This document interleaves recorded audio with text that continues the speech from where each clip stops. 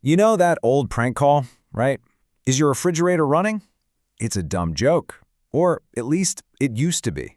See, in our world, where literally everything is connected, that question, it's not so funny anymore.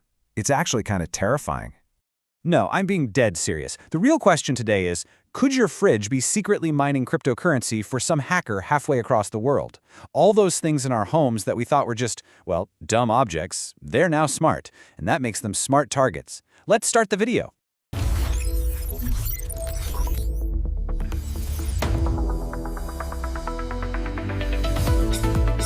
All right, so today we are diving deep into how this Internet of Things has basically created an invisible army of threats, and they're already inside our homes.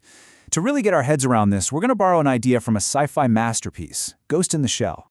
You know, for the longest time, the big fear with hackers was about them stealing our digital stuff, right? Our photos, our emails, that kind of thing. But the game has completely changed. Now, the threat isn't just about data. It's about controlling the physical world. We're talking about your thermostat, your smart locks, your security cameras. So what even is the Internet of Things, or IoT? Well, it's pretty much what it sounds like. We're putting tiny computers and Wi-Fi chips into, well, everything. Your light bulbs, your coffee maker, your cameras, and sure, it's convenient. But let's take that smart security camera you might have. If you just plugged it in and never changed the password from the default, something stupid like admin, well, a hacker could be using that camera not to protect your home, but to spy on it. And this is where we really need to put on our cyberpunk thinking caps. If you've ever seen the anime Ghost in the Shell, you'll know that hackers could literally take over someone's cybernetic body. They called it a ghost hack. And honestly, it is the perfect way to understand what's happening right now with our smart devices. Okay, let's break this down. In the anime, the shell is the physical body, the machine. In our reality, the shell is your smart TV, your fridge, that light bulb. And the ghost hack? That's not sci-fi anymore. That's a real hacker, maybe thousands of miles away, completely taking over your device. It's your hardware, but it's their control. So what does that make the hacker? They become a puppet master. They don't need to break a window or pick a lock. They can just sit at their keyboard, pulling the strings of your smart home, turning what's supposed to be your safest space into, well, a hostile environment. And they do it all without ever setting foot inside. Now, you might be thinking this all sounds pretty niche, like a 1 in a million problem. But the scale of this is, honestly, it's staggering. And to prove it, I'm going to tell you how a dumb argument over a video game ended up breaking the internet. And it was all thanks to a literal zombie army of cameras. So how do these puppet masters find their puppets? A lot of them use a tool called Shodan. And this quote, man, it just perfectly sums up how creepy it is. Shodan is like a dark version of Google. It doesn't find websites or cat videos. It finds every single thing connected to the internet with an open door. We're talking webcams, traffic lights, industrial systems, you name it. It's basically a publicly searchable catalog of all the insecure stuff in the world. Which brings us to the absolutely wild story of the Mirai botnet. Seriously, you can't make this stuff up. It all started with 3 teenagers who were mad about a video game, Minecraft. So they built this piece of malware called Mirai. That's Japanese for future. But here's the crazy part. It wasn't designed to attack supercomputers. Nope. It just scanned the internet for cheap security cameras and DVRs, stuff that was still using the factory default password, like admin/admin. It infected them one by one, turning each device into a mindless soldier, a zombie. They built this huge army, a botnet of infected devices. And then they pointed that army at a company called Dyn, which is a huge part of the internet's backbone. The result? Twitter, Netflix, Reddit, huge sites just went offline for hours. The internet was literally broken by a zombie army of cameras, all because of a fight over a video game. 600,000. Just let that number sink in for a second. 600,000 shells, individual cameras and recorders, were ghost hacked and turned into a single weapon.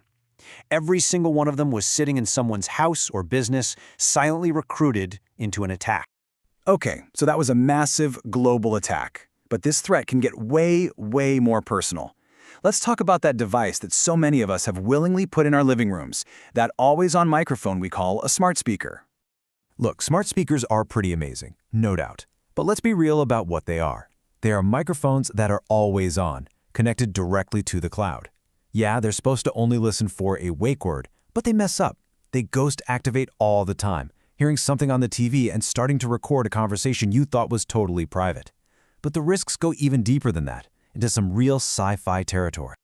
Okay, this is going to sound like something out of a James Bond movie, but I promise you, it's just physics. Researchers figured out you can actually hack a smart speaker with a laser pointer. All a hacker has to do is aim a laser at the speaker's microphone, even from outside your window. The light itself makes the little microphone diaphragm vibrate, tricking it into thinking it's hearing a sound. The speaker just registers an invisible, totally silent command and obeys. It can be told to unlock your door, buy stuff online, anything. It's a pure ghost hack. All right, so this is all pretty terrifying, right? The threat is real, it's huge, and it's hiding in plain sight. But here's the good news. You are not defenseless. Not at all. So now we get to the most important part of this whole thing. How you fight back. How you exorcise the ghost from your shell. Seriously, this is step 1. Before you do anything else with a new device, do this.